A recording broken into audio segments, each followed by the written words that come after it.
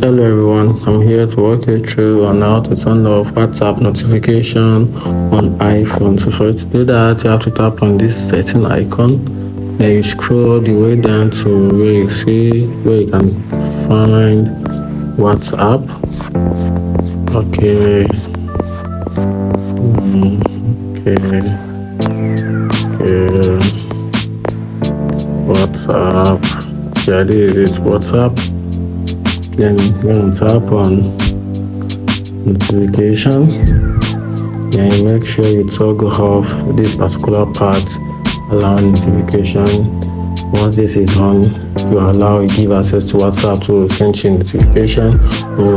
Once you turn it off, then you disallow WhatsApp for sending you notification.